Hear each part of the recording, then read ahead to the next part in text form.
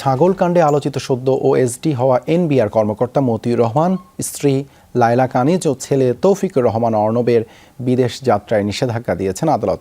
এরই মধ্যে মতিউর দেশ ছেড়ে চলে গেছেন বলে খবর ছড়ালেও তা নিশ্চিত করেনি সংশ্লিষ্ট কোনো কর্তৃপক্ষই। ওয়ালটন ফ্রিজ কিনে অনেকের মতো আপনিও হয়ে যেতে পারেন মিলেনিয়াল। সেরা পণ্যের সেরা অফার। ডেলিভারি যাবে কবে? কোরবানিতে 15 লাখ টাকার ছাগল কেনা নিয়ে সামাজিক মাধ্যমে আলোচনায় ইফাত। পিতৃ পরিচয় নিয়ে লুকোচুরির মাঝেই সামনে আসতে থাকে মতিউরের অবৈধ সম্পদের খবর। এনবিআরের কাস্টমস এক্সাইজ ও ভ্যাট আপিলেট ট্রাইব্যুনালের প্রেসিডেন্টের পদ থেকে মতিউরকে সরিয়ে দিয়ে ওএসডি করা হয়েছে। তিনি হারিয়েছেন সোনালী ব্যাংকের পরিচালকের পদও। বিষয়টি আমলে নিয়ে শুরু হয়েছে দুদকের তদন্ত। সংস্থাটির আবেদনে মতিউর ও তার প্রথম পক্ষের স্ত্রী লায়লা কানিজ আর সন্তান তৌফিকুর রহমান অর্ণবের বিদেশ গমনে নিষেধাজ্ঞা দিয়েছেন আদালত। অবৈধভাবে সম্পদ অর্জনের বিষয়টি অনুসন্ধানের জন্য একটি 3 সদস্য বিশিষ্ট টিম গঠন করা হয়েছে।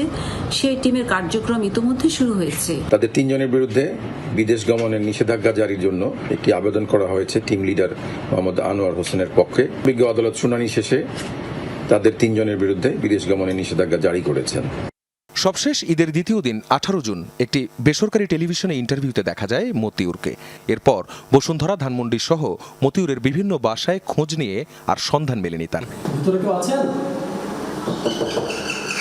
এমনকি ঈদের ছুটির পর অফিস খুললেও তিনি আর এনবিআর কার্যালয়ে যাননি। খবর বেরিয়েছে আখাউড়া স্থলবন্দর দিয়ে দেশ ত্যাগ করেছেন মতিউর। যদিও বিষয়টি ঠিক নয় বলে জানিয়েছেন ব্রাহ্মণবাড়িয়ার পুলিশ সুপার। আমরা ইমিগ্রেশন চেকপোস্টের ইন্সপেক্টরের সাথে কথা বলেছি। আমাদের এখান দিয়ে ইমিগ্রেশন করেছে এই ধরনের কোনো তথ্য আমাদের কাছে নেই। আর যদি ইমিগ্রেশন করতে যাই তাহলে তো আমরা আমাদের সিস্টেমে এখানে আমরা বুঝতে পারবো, তখন প্রয়োজনীয় ব্যবস্থা নেব।